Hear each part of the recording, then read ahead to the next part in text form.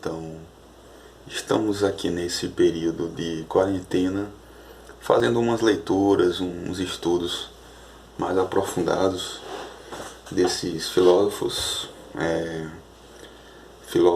fundamentais que pensam a nossa atualidade, a nossa contemporaneidade, no geral, assim, por assim dizer. E um dos estudos que eu estava fazendo se refere à questão do sujeito na contemporaneidade e de sua crítica, se dando assim através de vários conceitos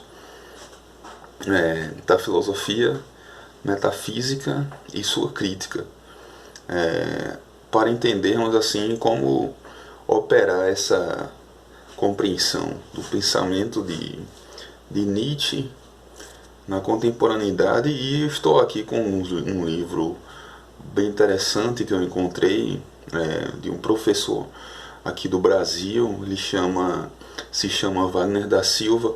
Eu achei muito interessante esse livro, uma tese de doutorado dele, e assim está me fornecendo alguns pontos fundamentais para eu também aprofundar os meus estudos e alargar um pouco a compreensão desse pensador aqui. Esse livro aqui é A Educação Pulsional de Nietzsche, e de como se entender essa questão do sujeito pensada por Nietzsche a partir de uma visão que vai de encontro a uma tradição chamada metafísica. Então, um dos pontos fundamentais para fixarmos e entendermos o pensamento de Nietzsche se dá na crítica do sujeito moderno, oriundo das filosofias modernas, né? Desde o racionalismo de René Descartes, até mesmo voltando no empirismo radical de David Hume e Immanuel Kant, né? Schopenhauer também, nessa tradição aí de pensar o sujeito. Então, o que seria para Nietzsche o sujeito, né? Um dos pensamentos importantes e fundamentais na sua filosofia é o conceito de pulsão. Essa ideia de pulsão. O que é pulsão? É entender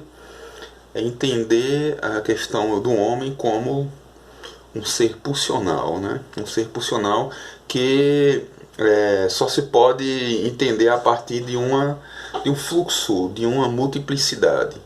Daí também a sua crítica à metafísica, entendida como uma metafísica da substância do sujeito.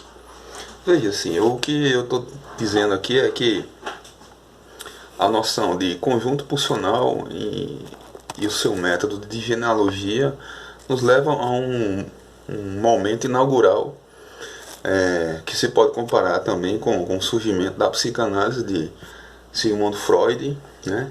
A partir da crítica desse sujeito, de um sujeito consciente, de um sujeito que tem as rédeas do seu próprio agir. E aí o Nietzsche ele vai entrar nessa questão, tendo-se em conta alguns textos, fragmentos, desde o seu pensamento, de juventude até os seus últimos anos, o seu terceiro período, por assim dizer, que se chamam alguns pensadores chamam de terceiro período nietzschiano. Então, assim, a formação do conceito de pulsão, o desenvolvimento desse conceito, como se dá essa dinâmica pulsional em Nietzsche, o eu e o si, né? Certo? A crítica ao sujeito, o corpo ou a grande razão. Então, assim, Nietzsche ele vai de encontro a essa tradição metafísica que tem por ideia que o homem é assim um sujeito de livre-arbítrio. E aí ele vai dizer assim acerca disso que o homem não é livre, né? Mas um texto no qual se refere que uma das gotas mais amargas que um homem do conhecimento ele deve sorver é que não há livre-arbítrio, né? O indivíduo ele deve se sentir desperdiçado enquanto humanidade. Os erros mais crassos, e ele é muito virulento por assim dizer, nas suas críticas à metafísica, à noção de alma, de substância, de ser, tendo por ponto principal o pensamento cosmológico da natureza também. Muitos associam Nietzsche ao naturalismo, ao pensamento da natureza. E vamos voltando à questão. São temas diversos.